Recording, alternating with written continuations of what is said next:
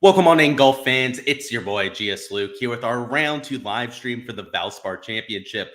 Getting ready for the chaos that'll be out there on Friday, where there might be some rain, there might not. We'll talk about that here in a bit. Also, perhaps 30, 35 mile an hour winds. It sounds like absolute carnage. There might be a few delays, a lot that we're going to have to consider for tomorrow. So buckle on in. I've got a little coffee getting ready to attack this slate because for DFS and for props, going to be a little bit of a headache. It's going to take a little bit of extra effort when we have a lot of these external factors, but could be one to find an edge out there. And of course, if you put in that effort, it's going to be a lot of fun to watch as a fan tomorrow, especially if they get out there and play. But first off, welcome on in. We have Carl as the first one in down there in chat. And as you guys file into the live stream here, I want to know who first off your biggest clown of the day was. So the player that went out there and just absolutely laid an egg. But then I also want to know who your hero of the day was. And personally, my clown was Aaron Rye.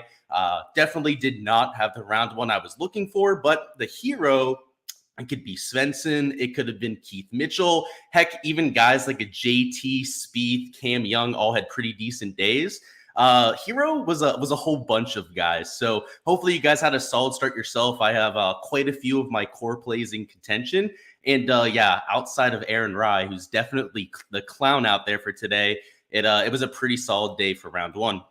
Let's bring up the stats from today, which aren't really going to be all that useful, of course, with that crazy weather that we have going tomorrow. But just to check in on that main slate split, it does look like the morning wave got slightly easier conditions today, but nothing that was out of the ordinary, right? Normally, the morning wave gets better greens, right? They're not as trampled. They're also perhaps a little bit softer right out there the first, 4 or 5 hours of play. So you saw the scoring average slightly reflect that. Now, is 0.14 shots going to lead to a main slate difference? It's not, right? 0.1 shots is not going to have a huge impact for DFS. But what we have to really keep an eye on is tomorrow, which of course, or I should say, round two, Friday out there at Innisbrook, which is going to be absolute carnage if they play. So this round one split is going to have next to no difference when it comes to your ceiling performances, at least for the main slate. But if we take a look at some of your top end scores, your top two, right, were from the PM wave with guys like a Kevin Roy, Kevin Streelman, two Kevins up there at the top. I find that a little bit funny. But guys like Svenny played early, right? Carl Wan. Guys like Brendan Todd were early tee times off. So you do have quite a few AM guys that made it up towards the top. But I do find it interesting that even in the quote unquote harder conditions, right, you had those two guys get to -6, -7 scores. So I don't think the weather was a huge factor today. In terms of your main slate stuff, it probably didn't make a huge difference. We're just going to hop into it. We're not even going to wait at this point. Let's just pull the Band-Aid off. Friday could change everything. Now, there's a good chance that we have delays. Almost none of these weather forecasts agree with one another. So we're going to go through all 5 models here, and you'll see that they're calling for just different types of forecast entirely, which is far from ideal, right? If we were looking at these forecasts and they were in agreement out there for tomorrow, I would say that there'd be a good chance that we can find a definitive weather edge, right? When all the forecasts are calling for like lower winds in the morning, higher winds in the afternoon, when all the forecasts are calling for the same timing of rain, that's usually something that we can rely on, right? But when we go through these 5 different models and they're all literally 100% different, I don't know what to say about tomorrow's weather. So if you want the TDLR, right, you don't want to listen to the next 2-3 minutes, I'm essentially going to tell you that we have no idea what's going to happen tomorrow. So let me go ahead and show you why that's the case. So first off, this HRRR model is not calling for much rain at all. In fact, overnight, less than 0.02 inches. And also the only major rain that comes through they have coming in slightly later in the day. So they don't have it coming through till like 6, 7 p.m. local time. Not even that significant right out there tomorrow afternoon. But the wind gusts are nasty all day, right? They've got that 13 to 16 miles an hour of sustained wind. And then those wind gusts are up there in the 30 mile an hour range in the morning and even get closer to 40 miles an hour as that storm comes through, closer to like 6, 7 p.m. So they're calling for nasty conditions, but not quite the rain as what you're going to see in a few other forecasts here. We go over to the NEM model. They're calling for a huge storm overnight. In fact, about 2-3 inches to come down between like 3 to 9 a.m. So that would likely lead to some sort of like delay. This golf course is not going to take like an inch and a half of rain. It'd just be totally fine right out there at 7 a.m. They'll probably get it playable at some stage, especially like closer to late morning when they can squeegee a lot of that standing water off the golf course. But they are calling for a lot more rain out there on Saturday. So when I checked this about an hour, maybe an hour and a half ago, they were calling for quite a bit of rain to come through around that same like 7 p.m. local time again. But it looks like they've pushed that off over there to Saturday. So they're still going to get quite a bit of rain over the next day, maybe day and a half, right over here on this NEM model. But this is far from the same forecast that we had for the HRRR, right? They were calling for some morning rain to come out there and soften up the golf course. They are calling for nasty winds pretty much all of Friday, but the rain difference is substantial, right? I mean, you're talking about no rain overnight versus like 1.5 inches. We go over here to the Medio Blue model. They're calling for rain literally the entire day, and it's like a sustained heavy rain the entire day on top of really nasty winds. This is probably the most impactful forecast of all of them. They might not even go out there and play at all if this was the forecast out there for Friday. And go over here to the Icon. You'll see that this one's like more in line with what we had with the NEM. And in fact, you know how I mentioned this NEM had like more of like a afternoon shower coming through as well? Well, the Icon model looks like the NEM used to. So they've got a lot of rain overnight, probably a late start, and then potentially, right, another storm coming through like right as they're able to get play started, which maybe they do find a little bit of like, here, 1 second, guys. They find like a little bit of like a 2-3 hour window to play some golf, but it looks like there's going to be another delay, right? If it's super soggy out there, and might be a little bit of a washout even with this forecast. So we have some that are calling for them to play all day, like the HRRR, which I have to say is normally our most reliable model, right? Normally when we look at these weather forecasts, the HRRR is the one that we, consider the most, but it's also the most different for tomorrow compared to the other forecasts. If you look at this GFS model, it's pretty in line with what we have with this NEM, which again, we might be able to play some golf with this kind of forecast, but I do imagine there'd be some sort of weather impact out there for Friday in terms of like an early start.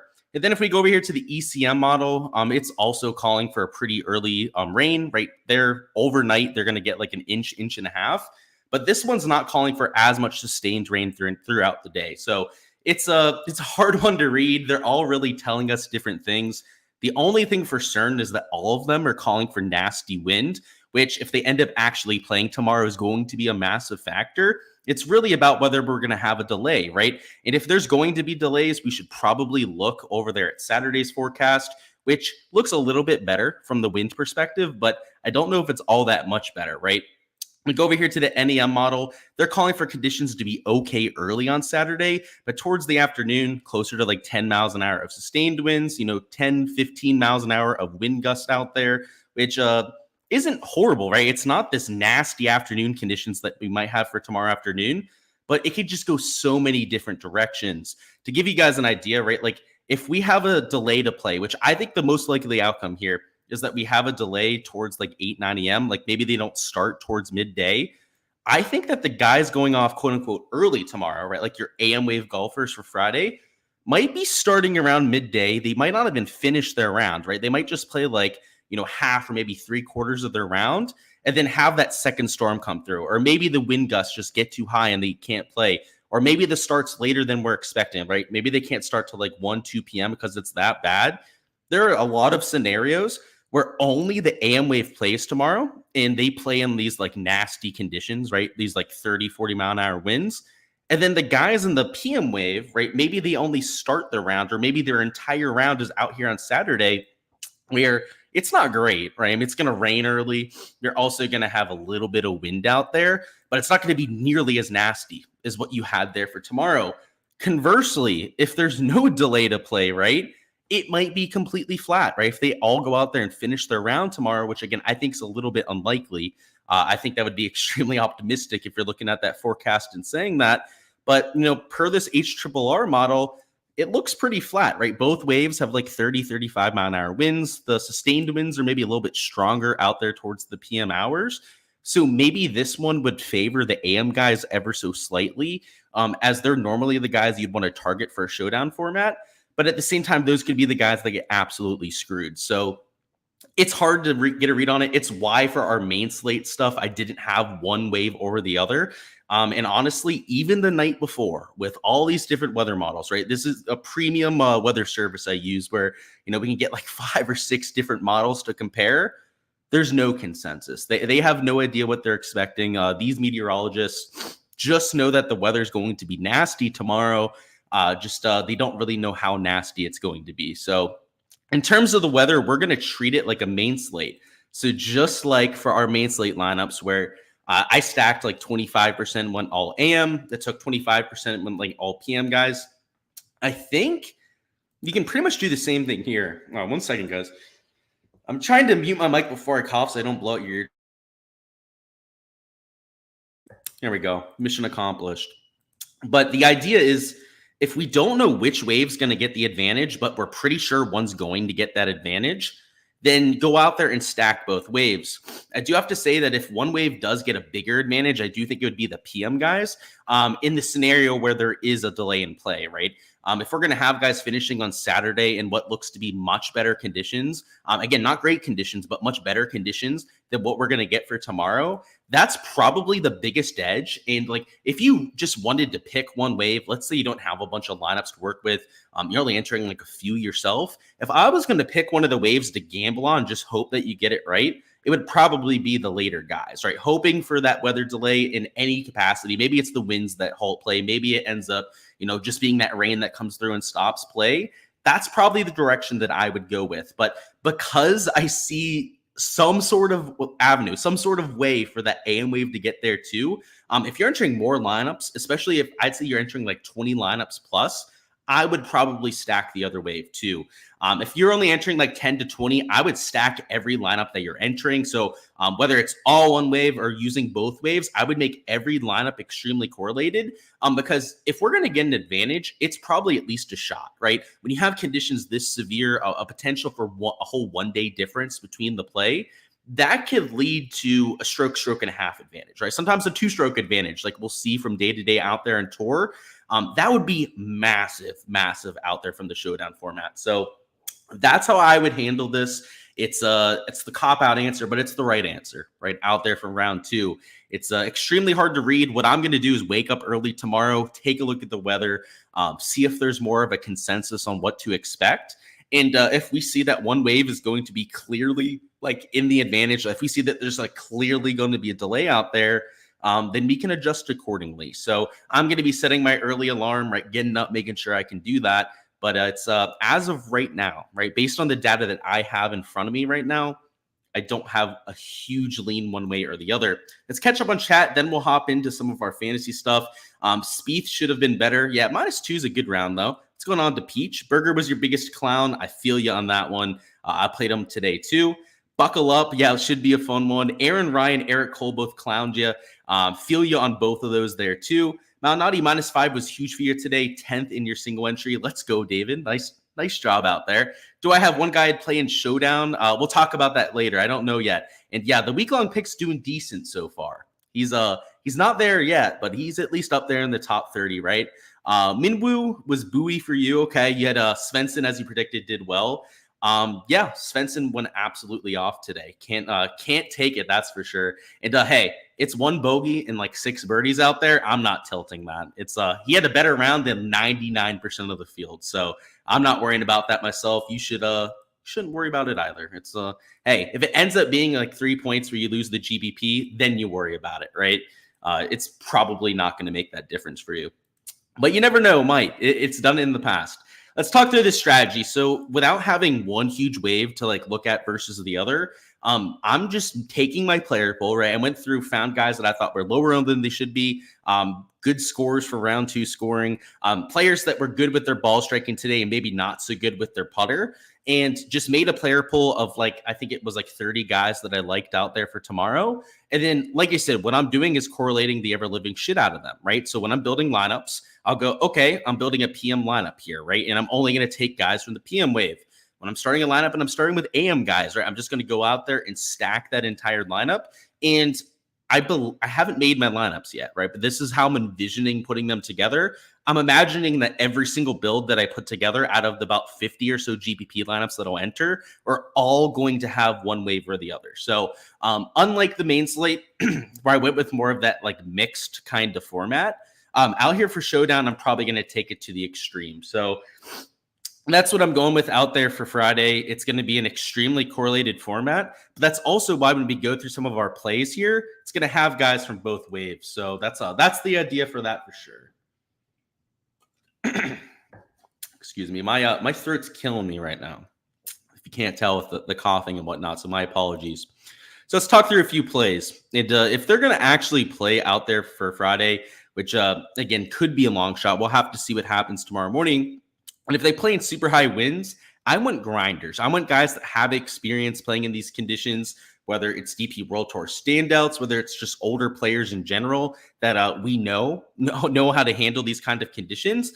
I think there's an art form to being a little bit of a mutter, right? Going out there and playing, par golf on a golf course that's playing 2 or 3 shots over par. We'll talk about my projected scoring average a little bit later when we go through the prop side.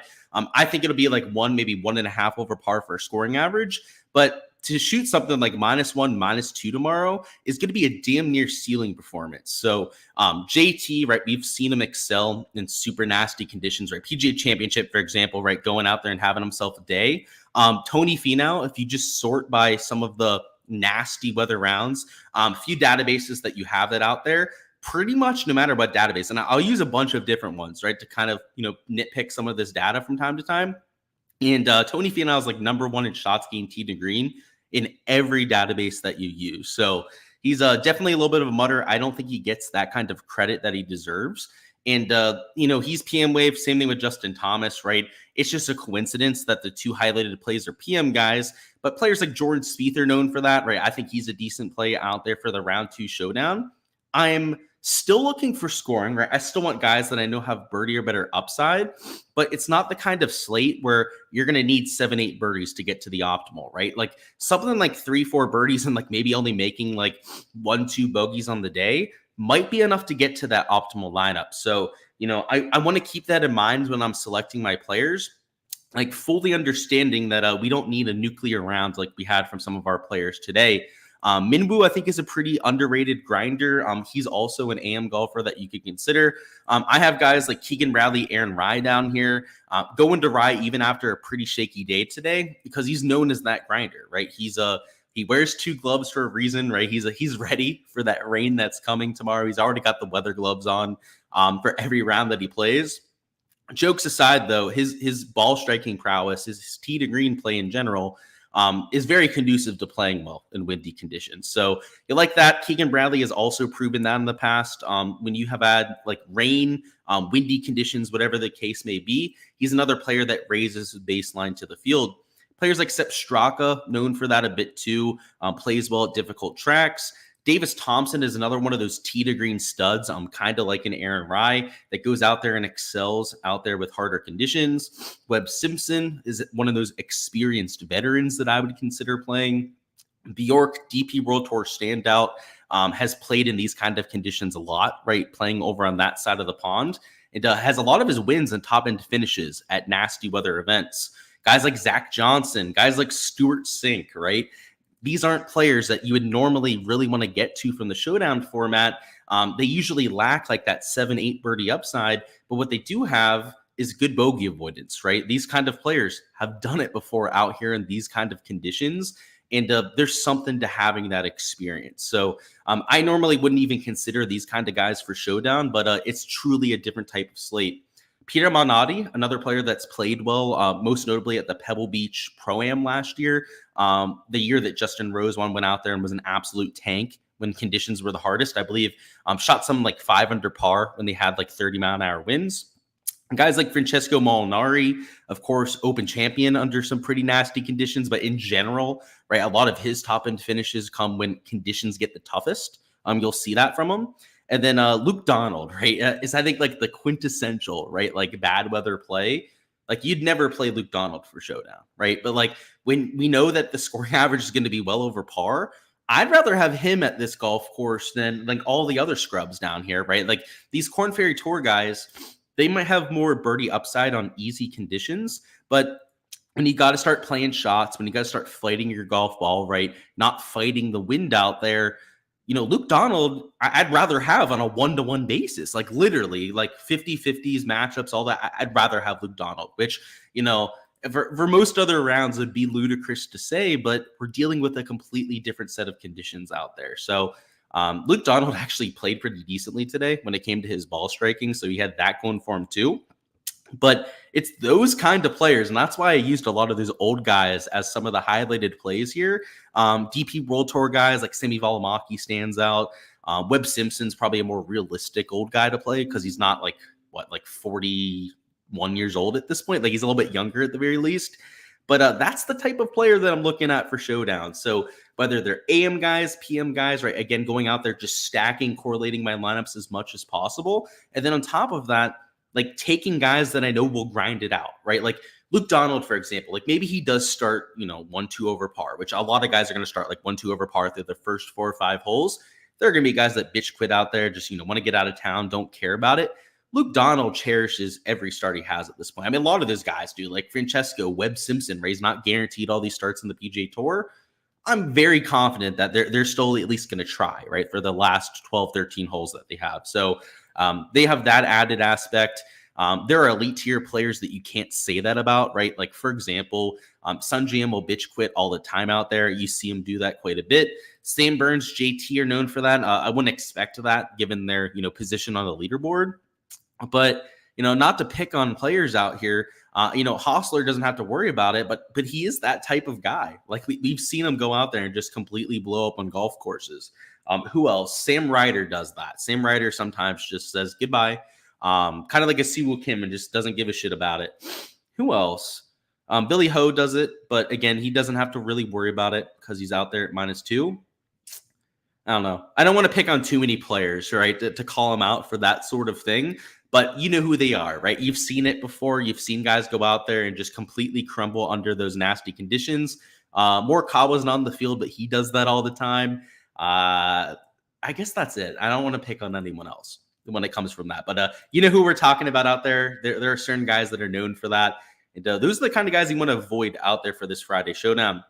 Outside of that, though, we'll talk about ownership, I guess, here for just a little bit. When you're playing the round 2 Showdown game, you can't forget about game theory, right? So as much as we talked about correlating lineups, as much as we talked about skill set, you also want to be avoiding some of these ownership time bombs. So just to give you an idea, like JT is by far the highest owned player that I'm taking. And you can probably take 1, maybe 2 of those super chalky players. But your player pool shouldn't be like Xander, JT, throwing in Spieth, guys like Nick Taylor, Keith Mitchell, right? Like if your players up top, or for your like 20 set of lineups are like those 4 or 5 players, that's where you're making a mistake, right? You've got to find somebody like a Finau at lower ownership to mix in. Maybe it's a Minwoo, who I do like out there for a little bit of a bounce back. You've got to take a shot at least 1-2 spots up here. So that's what I would say about avoiding the chalk up top. It's not nearly as egregious as what you have further down the board. But don't make yourself a complete chalk donkey out there. Like, don't be taking chalk at like all, 5, 6 of your spots out there in your player pool. A little bit further down the board, there's a little bit more of chalk, I would say, that's, a little bit nastier down here. So guys like Taylor Moore at 14.7%. Lucas Glover, Sam Ryder, getting a little bit chalky, right up there at like 12% apiece. Mackenzie Hughes, 8.5%. Like Billy Ho, 9.5%. Like, you don't love those kind of ownership numbers, but they're also far from guys that you like have to avoid, right? Like same thing with Svensson at 9.1%. Like that's not great. Haynes Springer, I've got at 6.9% ownership. Pretty crazy high right there. And those aren't ideal, but they're not so nasty that you have to avoid them. So once again, like your player pool shouldn't be, especially like down here in like the 7-8K range, shouldn't be all those guys I just pointed out, right? Shouldn't be Svensson, Hughes, Horschel, all these guys together. Like if they're 1, 2 of those guys that you really want to back for round 2, then go for it. But not only are you getting higher ownership numbers on a lot of these players, right? Like Glover, Sam Ryder, you throw into that. Same thing with Taylor Moore up here. But not only are you getting the higher ownership, which is, not a good thing from the ownership perspective, but the problem with that is they also had good round 1 performances. And golf's volatile, right? It's really hard to back up a low round. And it's not like they statistically have a lower chance of succeeding for round 2, but just like from playing this long enough, right? From watching golf long enough, you probably know this, that your first round leaders normally don't go out there and shoot like another 4 or 5 under par round. So when we're, I know tomorrow, right, ceiling round's probably going to be like 2, maybe 3 under par. That's another part that kind of takes away from some of those players, right? Like they had their ceiling round. It's unlikely it's going to happen 2 rounds in a row. Again, it doesn't change the probability of them hitting. What does change, though, is the ownership you're getting them at, right? Like people are treating them like they have a higher chance of going out there and hitting, when in reality, right, they have the same chance that they had for round 1. So I wouldn't overreact to some of those round 1 performances. And if you're going to take somebody that had a good day out there, I think that's okay. But try and limit it to, maybe 1-2 pieces of chalk down there in that 6 and 7K range. Outside of that, I think ownership's pretty spread out. Like, guys like P. Rogers are essentially unowned because of how poorly they played today. Same thing with like a Putnam, right? Like he shot +1. He's like only 5.3%. Taylor Montgomery would be like an ultimate pivot down there at 5.2%. If you want to get really nasty, right? Ryan Fox is unowned, 1.4% there. And he's a damn good player. Like I know he's kind of likely to go out there and quit, but you never know. Sometimes they go out there with a vengeance and try and rectify what they did in round 1. Bjork, right? It's essentially unknown at 1.2%. That's part of the intrigue in playing him. And now that we're down here in the 6K range, right? Guys being unknown kind of makes sense. But there are some guys up here and some legit players. I think Ryan Fox is probably my favorite example of this, of guys that people don't want to take a shot on because of how poorly they played. But sometimes, even if they're not going to make the cut, you'll see somebody like this shoot 3 under par. And 3 under par might get Ryan Fox to the cut, right? Like if it plays hard enough tomorrow, you could see a +2 cut line. Last year, the cut was +1 here. Actually, +1 or maybe even +2 it was out there for last year. Now that we're getting nasty conditions, like it's at least going to be +1, right? It might be a +2 cut line.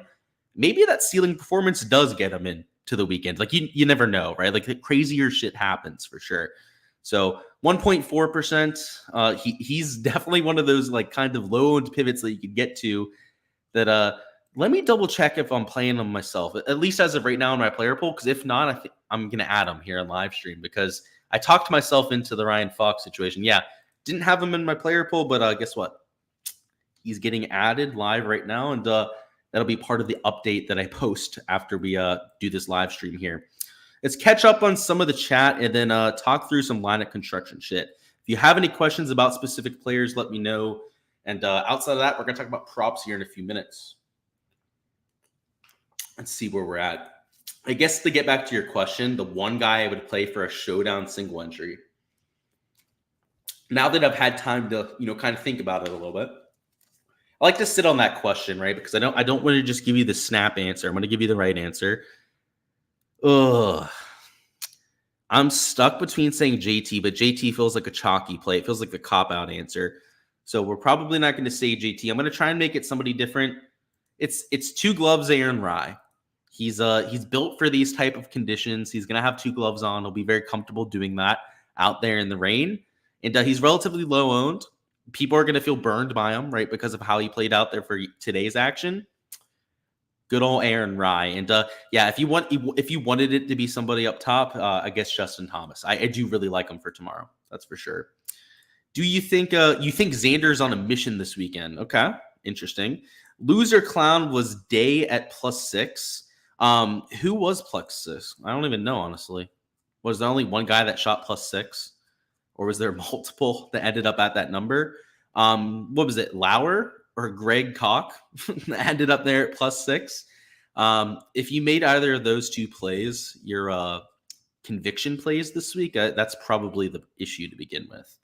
Now, Justin Lowry, he's not a horrible play by any means, but if you were using good old Greg as a conviction play, oh boy, that's probably the issue, right? All right, let's talk through some lineup construction. So let me bring up Draftkings. We'll talk through a few lineups together, just to give you guys an idea of my thought process when I'm putting these builds together. Then we're going to talk a little bit about props. So we're going to do a whole pin location breakdown. We're going to go through some of the stats from round 2, all of that, and get ready to enter some slips over here in Underdog. So first off, I want to go through some DFS stuff. And in terms of cash plays, and I know there's a few sickos out there that play cash here, so I guess we'll talk through this together. If I was playing cash, I don't know what wave I would favor, but I would really be trying to find that wave advantage, right? It's going to be tough. You probably want to wait to build your cash lineup until tomorrow morning. But my advice from the cash side would be to wake up, figure out which wave you're going to stack, and then stack 6 guys from that wave, right? And if they happen to be chalky players, that's fine, right, out there for the cash format. All things equal, right? I love Aaron Ryan cash. He's that very consistent player that you're looking for in the cash format. So even though he's a little bit lower owned for GPPs, I would still take him in the cash format. Who else? Doug Gim is usually a cheaper play that I take in cash lineups. Now he's more expensive this week, so has a little bit less utility, but I don't hate that. Brian Harmon is usually a pretty good cash play. So again, you'd have to run these by your weather edge that you're looking for out there for cash. But these are the type of guys I'd be considering. I would say McNeely's a little bit of a grinder. I don't hate him in a cash format. And who else? Glover, I like in a cash format, especially if the conditions aren't that great. And even like a Billy Horschel, I would say somebody who's going to go out there, right, fight for your money out there most cases, especially if he's at least like -2, like in contention, right, out there for T28. Those are the kind of players that I'd be looking at. So you're an absolute sicko if you're playing cash out there for the next round. But hey, I know there's a few people out there that do it. And I would definitely try and find that weather edge, like I said, and then just find those grinders. In terms of your GPP lineups, right, this is where it gets a little bit more interesting. And anytime I play Showdown, I like to be a little bit more aggressive up top. And because of how soft the salary is, right?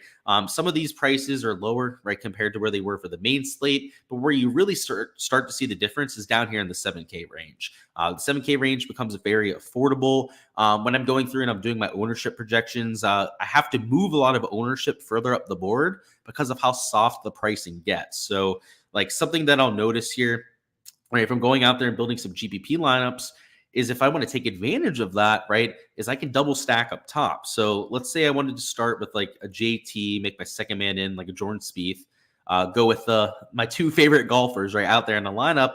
Well, this would be a really easy lineup to make. And in fact, if I wanted to be even more aggressive about it, maybe I could throw Minwoo into that and take that combination of 3. That still puts us at about $7,000 remaining per player. And there are plenty of guys down here in the 6K range that we're playing, right? Like we talked about a bunch of them on stream.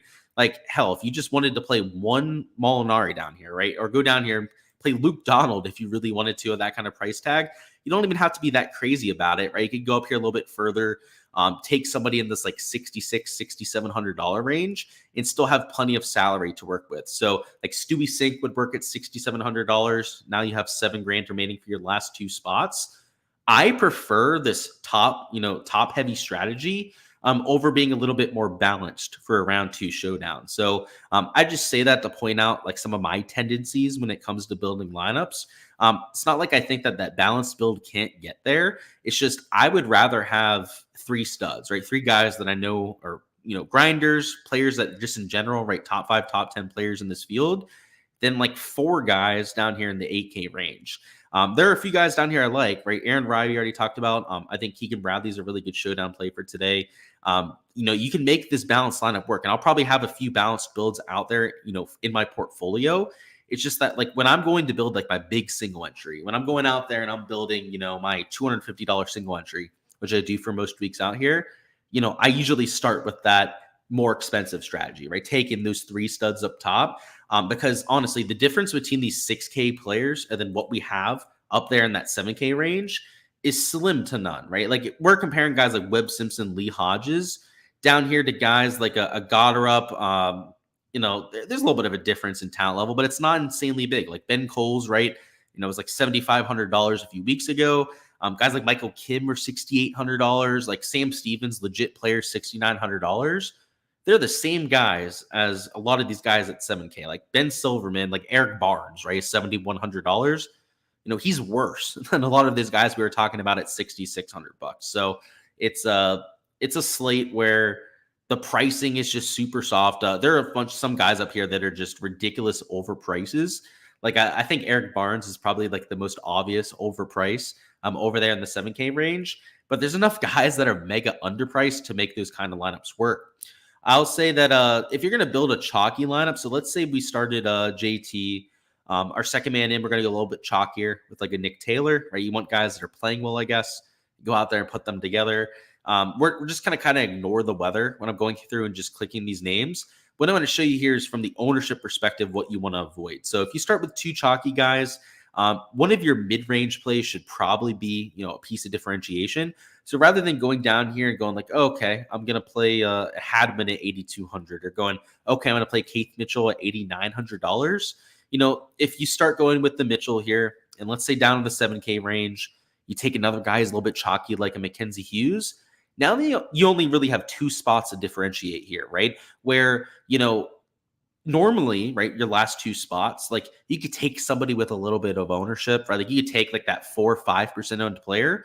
But now that we have guys that are all 8-10% plus owned out here, some of them that are like 20% owned, like you have with these top three players, now you have to take guys with your last two spots that are like 1-2% owned, right? Which isn't horrible. You can make that work, right? Like you could still make a lineup that starts this chalky work in the large field GPP. It's just that your last two spots, you're being put under microscope, right? You're going to have to really get different to the field. It's something that you can accomplish, but a lot of people when they're building lineups, they'll click these 4 chalky names and then they'll round it off with more chalk, right? They'll go over here, they'll click a Billy Ho, right? Who's getting some attention at $7,000. They're not going to take the Alex Smalley, who's like 0.1% owned.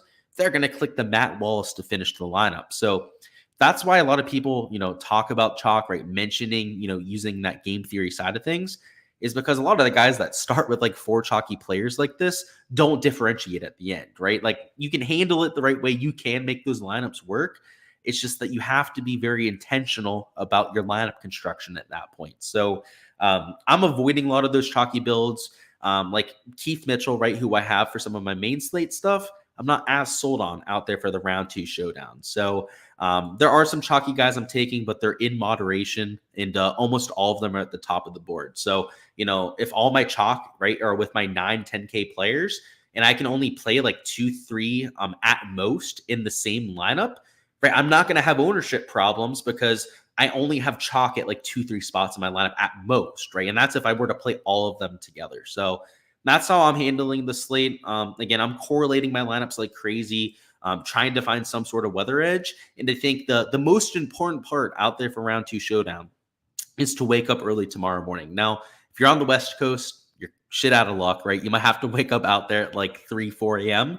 If you're not going to do that, maybe you take Friday off when it comes to showdown, right? There's no shame in going out there and just, pulling back your money out there for a showdown slate.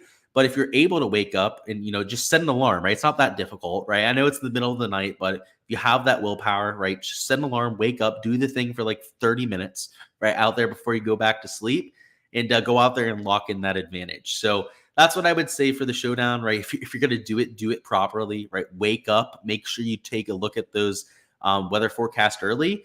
And the main thing to keep an eye on, right? If you're going to wake up and do this, is the timing of the rain, right? If the rain's going to come all before the day starts, right? Like 8-9 a.m. at the latest, they're going to play tomorrow, right? And I think that the PM might get a slight advantage if there's any type of delay.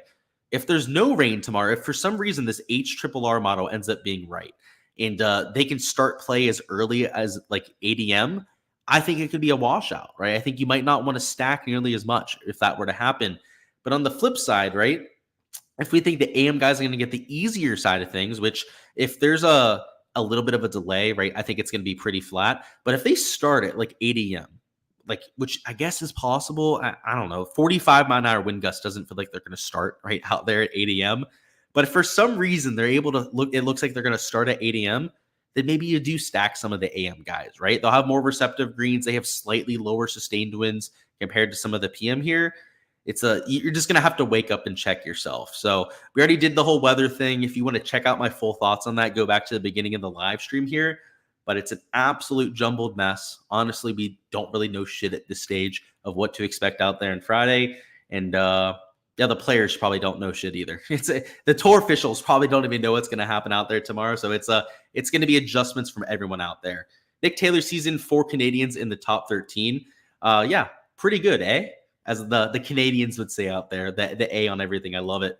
Higher 3.5 birds on Keith. Yeah, went off for round 1, right? He went out there, had himself a day. I think he had like 6-7 birdies. For sure had himself a day. Let's kick some ass tomorrow. Absolutely, Mike.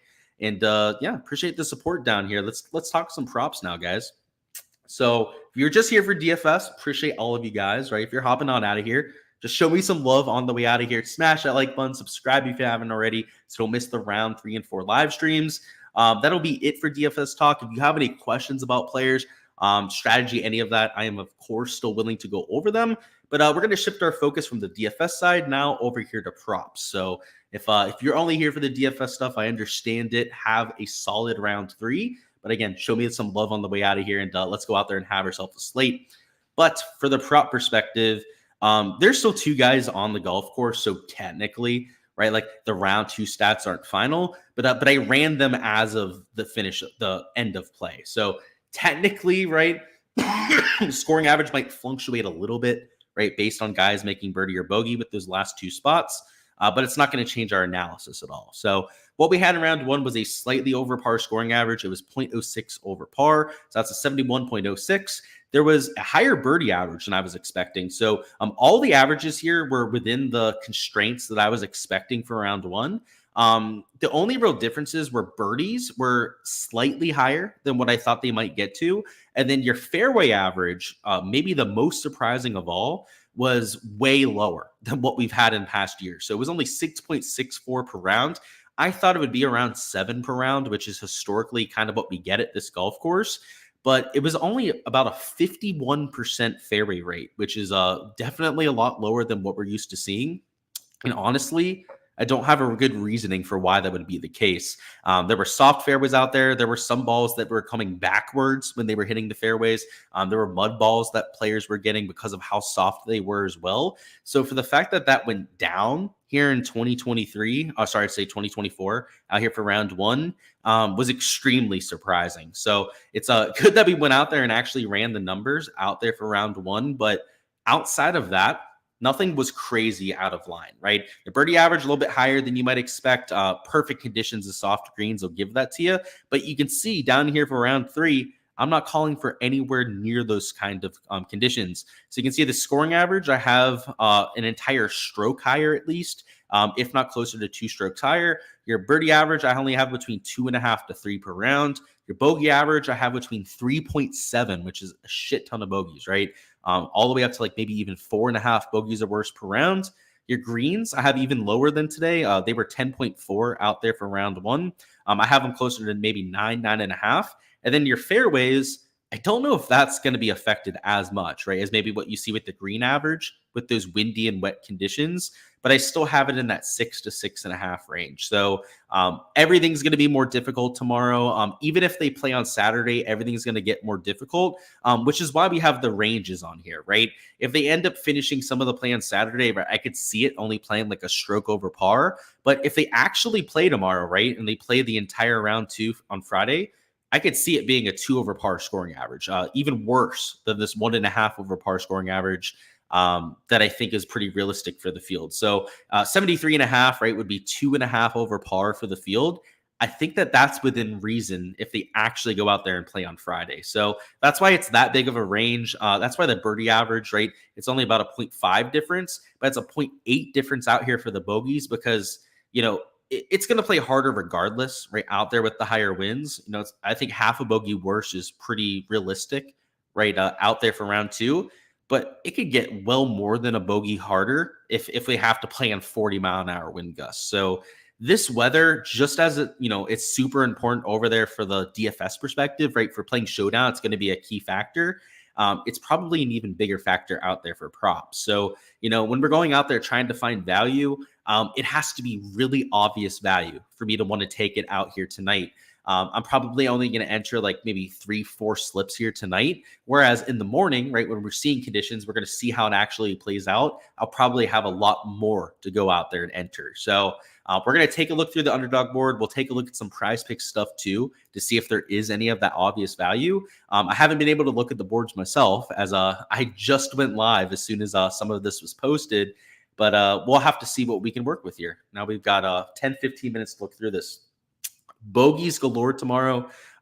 Yeah, pretty much no matter where we slice this up, right? There were a lot of bogeys today with perfect weather conditions. And even if they're finishing on Saturday, which I do think is realistic, it's still going to be higher than a 3.5 bogey average. So yeah, no matter which way we dice it up, it's going to be bogeys galore for sure. So they have some guys here at 3.5 bogeys, which, you know, I tend to agree with, right? I think that's going to be like a 3.5 to a 4.5 bogey average. Now, what we want to find here are guys that maybe are just going to quit, right? So if there's somebody on the board here that's like already +4 or worse, they're a prime candidate to go out there and just fade for round 2. And it doesn't look like there's anybody who completely blew up on the board out here. I have a lot of guys at 72 strokes, so that would actually be a +1 score. They've definitely adjusted this board, right, to account for some of the conditions, which is good, right? That's what they should be doing out there on some of the prop sites. But the bogeys to birdies don't make sense, right? Like we go through these, you see, look at this guy, like, you know, an Eric Cole, for example. They have it 3.5 bogeys and only 3 birdies. They've got him at 1.5 over par with only 0.5 bogeys, like worse.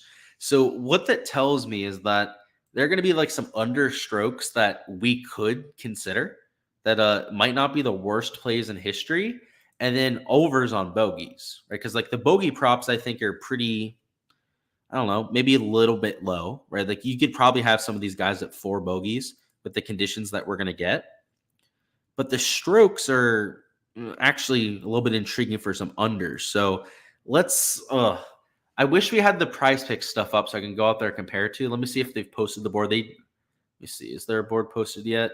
There is. Okay, sweet. Thank you, AC, for posting that down there. So let's see. They have some birdie stuff up. So yeah, they didn't post a ton of stuff on prize picks yet. With the weather, I kind of get that, right? Being hesitant about wanting to post a whole board. So they have the elite tier guys at 3.5 birdies. Guys at 3 birdies, a little bit lower.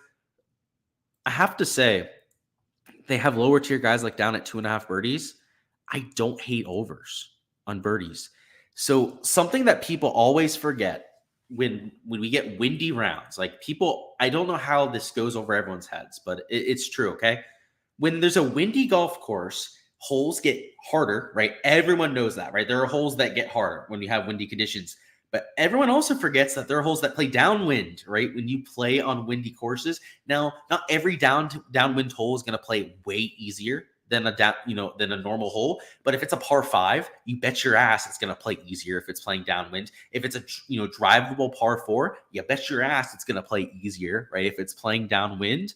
Par 3s are significantly easier when they play downwind. In side winds, well, side winds can suck, right? Like they're not ideal. It's harder to hit the ball directly on line like you're hoping to.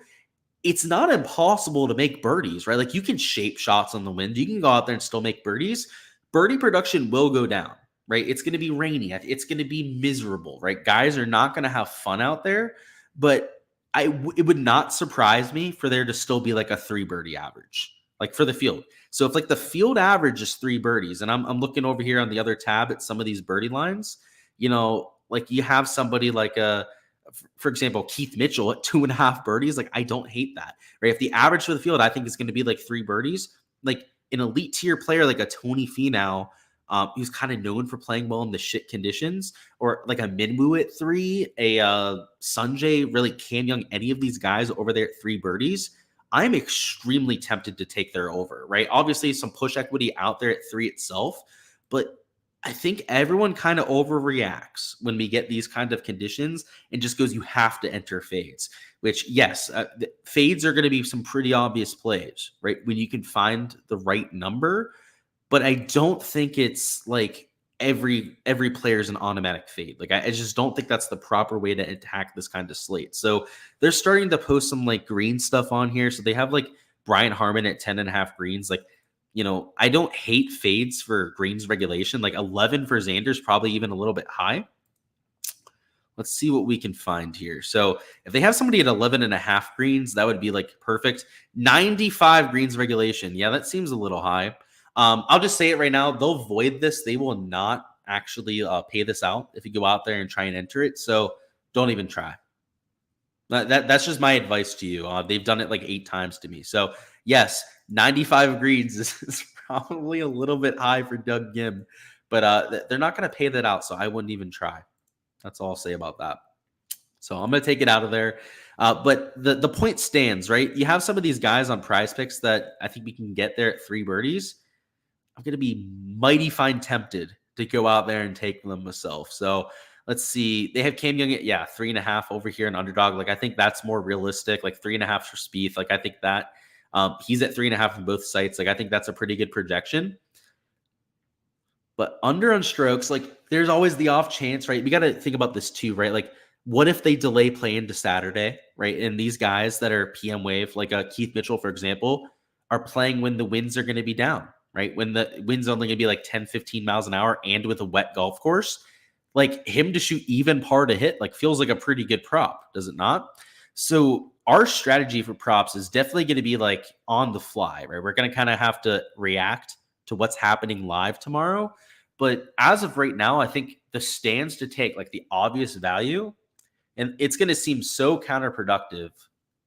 It'd be like unders on strokes, like Aaron Rye to shoot +1. Like, he's an AM wave, so he's probably not going to get pushed into Saturday. So I guess that's kind of like the downside with taking Aaron Rye. But some of those overs on birdies, especially like for PM guys, just kind of hoping that it gets pushed to Saturday, it doesn't feel like a horrible idea. And like I said, even if they play tomorrow, there are holes that are going to be downwind. The birdie averages aren't nearly as affected as bogey averages are when you're out there playing a harder golf course. That's probably the move. So I was just looking through the pricing here. 95 greens is still there. That's pretty hilarious if you ask me. You can try and enter it if you want to and see if they'll pay you out on it. I can, again, almost assure you that they're not going to do that. If I was going to find a pairing on here to put with that, I don't hate the Aaron Rye under. I don't even hate like an Eric Cole under 72.5. Again, for them to shoot +1 to hit feels pretty realistic. Who was the other one that we had on here, right? It was Keith Mitchell because he's a PM wave guy. If you're kind of trying to hope that it goes into Saturday, those are leans that I'd probably consider taking myself. So what I want to look at now are the Prize Pick stuff because I feel like that's the safest value right now. So if I was going to enter stuff, and I'm going to enter at least 1, maybe 2 slips over here in Prize Picks, I'm out here for the next round, I would go Cam Young and Tony Finau over 3 birdies. The reason why I chose those 2 in particular is they're at 3, what I think might be the field average for birdies. We'll have to see how that pans out. Where that's probably towards the higher end where we see the birdie average, and they're in the PM wave. So if it ends up getting delayed into Saturday, they would be playing on like way easier conditions than what they're being projected for. So I think that's probably the best value to enter now because we don't know what's going to happen, right? That's a huge if. It's probably not going to be delayed, but if it is, you're talking about props that are at least 1 birdie too low, right? If they were playing out there on Saturday and we knew that right now, they'd be at 4.5 birdie projections because it's a soft golf course, which is going to help them with the birdie production and significantly lower winds. That's intriguing for me. So over there on Prize Picks, again, you can't see this because I can't even bring up the Prize Picks board with the stupid laws they have down here in Florida. But those would be the leans. It'd be that Tony Finau over, that Cam Young over on birdies. Again, I feel like people overreact to some of the conditions that we have. And the biggest overreaction that I see from cappers when it comes to PGA stuff is birdies in windy conditions. It's not nearly as affected as what you think. And same thing with fairway props, right? A lot of people think that the fairway average is going to plummet when you have windier conditions. It'll go down a little bit, right? Your spinnier shots spin more when it's windy out, but it's not like an approach shot where your apex is way, way up in the air, right? Off the tee when you're playing in windy conditions, everyone's hitting that low ball, right? So they're hitting it below the wind. It's not nearly as affected. So those stats and then birdie stats, I think, are things that people overreact to a little bit when they're out there playing. And again, this Doug Gimmel 95 greens is still there. Maybe they took it off. They're asleep at the wheel if they still have it up there. Like, come on, I'm sure there's people slamming in this prop thinking that they're going to get paid off on it. You can, again, do it if you feel like getting refunded. But yeah, over here on the underdog side, I mean, I guess we don't have prize pick stroke stuff to compare to right now, but it feels like these strokes lines are even a little high. Like, even for AM guys, right, that we know are going to likely be playing tomorrow, like, they're going to soften this course up. They're going to give us, I mean, we didn't even look at the pin locations yet, which I want to do here in just a minute or so. I'm assuming these pins are going to be pretty easy. I mean, we're going to go through them. We're going to make sure together here in just a second. But I'm assuming the pins are going to be easy. And I'm also assuming that they're going to move up some tee boxes, right? Like on the par threes, they're not going to play them like 230 yards out there in these kind of conditions. I don't know. It feels like they're sending this up to, for a lot of people that are playing like overs on bogeys, unders on, birdies, maybe overs on strokes, might get kicked in the nuts a little bit. It feels like they're kind of setting it up for it. So let's go out here and look at these pin locations. So let me bring up Tourcast. We're going to go through all of them together and get a good feel for what they're doing out here. So let's bring up hole number 1, which is like a back middle pin location. So this is a par 5. It's a longer hole to begin with. I have no idea if it's going to be playing into the wind or downwind. The weather forecasts were all over the place, even with the wind direction. But it's going to play long right back here to that back middle pin. I think you'll be able to get it up and down, but unless you hit the fairway off the tee, you're probably hitting an iron shot into that back pin location. So I would say that one's actually kind of tough, but it's not like a brutally difficult pin because you do have a lot of room to get up and down from that sort of location. So next up, we have hole number 2. Hole 2 is this middle left pin. So it's like over here on this left little corner. It's away from the bunker, so that's nice. You do have quite a bit of room to get up and down if you miss to the right side as well. I would say it's a pretty neutral pin. Not difficult, not easy, and not in any sort of bull. Hole 3 is a back right pin location. It's going to play longer than what we had for today. And honestly, it's not easier by any means, but I wouldn't say it's massively harder out there in that back right corner either. Hole number 4 is over here towards the right side. It's tucked over here on this like back little ledge.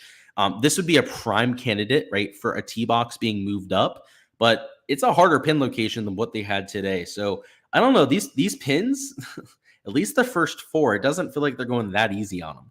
We'll see though. We're going to go through all of them here. So hole number 5 is over here on this front left side.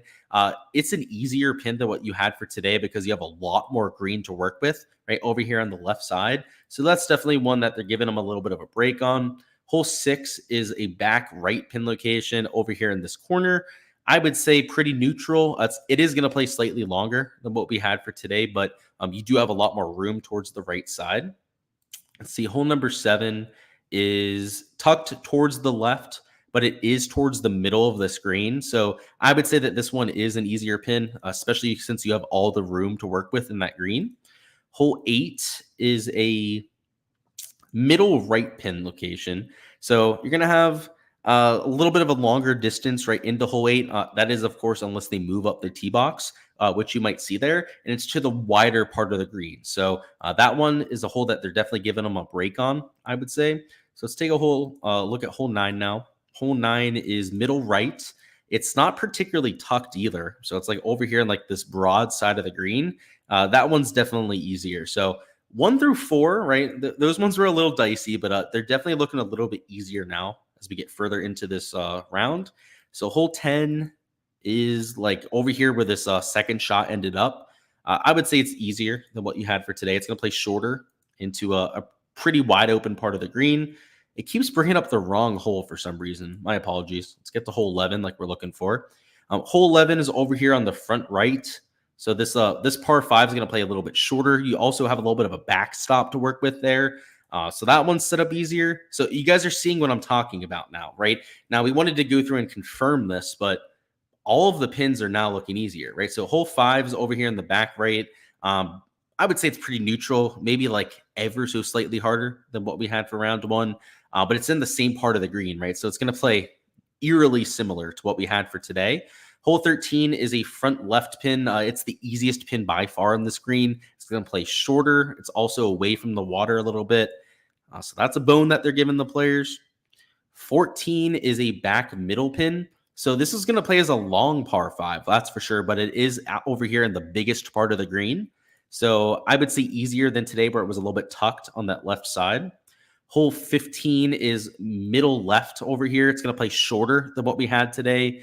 I would say slightly easier, but like mostly neutral. I don't think it's going to play all that much different out here for tomorrow.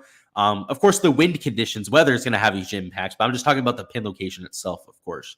Hole 16, let's take a look at that one. It's towards the front, so it's going to play shorter, that's for sure. It's not tucked way in the back right, so it will play easier, but I wouldn't say that it's an easy pin location. Like there's not an easy pin at 16. They're all going to be hard with the difficulty of that drive. Hole 17 is tucked in the back left. I can almost guarantee you that they're going to make this, they're going to move up the tee box here. I just can't, unless it's playing directly downwind, I can't see them making it play it from the tips out there in 17. And then 18 is a back right pin, which is actually a really difficult spot to put it. So this could be a bogey hole of all bogey holes. 18 might play, especially if it's like playing into the wind, might play like half a stroke to a stroke over par. But, you know, what we saw going through these pin locations is that like holes 5 through 13 are all really easy. Like they're set up for birdies. They're not tucked. I mean, like, look at these, right? Like they're not nines, like not in the back right. It's like the middle right of this, like 10s at the broad side of that green, like 11 short over here on this like front, almost bowl pin location, like 6, right? Like normally it would be a lot closer to that back edge, right? It's a hole 7 from the side. Like normally it'd be like 3 from the side over there, hole number 6. It does look like they're trying to soften it up a little bit. So we're not going to know about the tee boxes. Again, I don't think they're going to play the back tee box at hole 17, especially with that tuft back pin. Last year, guys, that pin location they're using at 17 was the Sunday pin location, right? So that's why I'm saying I don't expect them to play it from the tips. With these kind of conditions, like they're not going to play to the Sunday pin location. I just can't see it. But if they do move up the pin and move up the tee box out there at 17, it would make more sense, right, for them to make it that kind of pin. So it's an interesting setup. I do think that it is going to lead to some birdies, which makes me feel even better about those prize picks leans that we were taking. So again, it's that Tony Finau, it's that Cam Young over at 3 birdies, kind of hoping again that it moves over to a Saturday finish for round 2. But even if they don't, right, looking at some of the locations on here, I could see the birdie average being like 2.75 or 3 per round. So that's why I like those leans. I'd still consider taking them. But what I want to do now is look over here at Underdog and try and get a slip together because, you know, I mentioned Baby taking Cole Rye under on strokes. I think that those are okay leans, but I'd rather find something more definitive. So what I'm going to do here is I'm going to bring up DraftKings. I'm going to look through some of those odds if they have them up. I also want to bring up FanDuel and see what I'm working with there, if we have anything to compare to, because I'm genuinely curious where they have the board at on some of these sites. So it doesn't look like DraftKings has anything up. Caesars will, so we'll check Caesars if we need to. So they have birdie props up on FanDuel, so we can compare to that at the very least. And then let me bring up Caesars so we can find some stroke stuff because they always post it regardless, which is pretty sweet. Unlike DraftKings, which kind of like just picks and chooses when they post shit. So here's the Caesars stuff, which they only have 2 props posted, but at least they posted something, right? At least they gave us something to work with here. So Kevin Streelman at 72.5. Again, Aaron Guy, who was the other one? Eric Cole, right? Are better players than Kevin Streelman. So I like to see that he's minus 135. Those other guys would probably be even lower odds. And then they have Keith Mitchell at 71.5, which was the same projection that he had over there on Underdog. It was that had him up for strokes. I don't love to see that, right? I wish he would have been juiced towards the under, right over there at the minus 140. But I don't know. It's just one data point, right over here on the Caesars. What I'm going to look at here are some of these birdie props. So they got Nick Taylor at 3.5 even money. That's a good data point to see. Okay. Tony Finau, they have at Over 3.5 is plus money, is under is minus 165. How are they going to have Tony Finau at juiced under 3.5 and then have Nick Taylor has at better odds? Like, Nick Taylor is an inferior player to Tony Finau. Like, don't get me wrong, I love my Canadian brethren out there, but Tony Finau's a better player. Like, come on. Lines maker is a little bit high out there if he thinks that's the other way around. Justin Thomas is at 3.5. Okay. Xander's at 3.5, but he's juiced way over. See, like, I agree with that, right? Like, him being juiced over, I think makes sense at 3.5 birdies. So, like, he's at 3.5 on Prize Picks. Like, maybe we do consider taking that. Keith Mitchell, they have at juiced under 3.5. It's I don't know. It's interesting to see where they have this board priced. That's for sure. Spieth is juiced over at 3.5. It's like they don't know what to do with their board here. Like, they have some guys juiced way over, some guys juiced way under.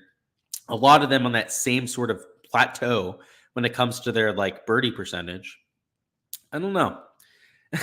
the weathermen don't know what they're doing with all these different forecasts. Prop sites don't know what they're doing, right? Just posting these props. And FanDuel sure shit doesn't know what they're doing, posting all these props at different numbers. So I guess the only definitive thing that we can say here is that there's going to be chaos tomorrow. It's going to be an absolute shit show. I think that's the only thing we can say for certain. Let me look at this prop board, see if anything stands out after looking at some of that.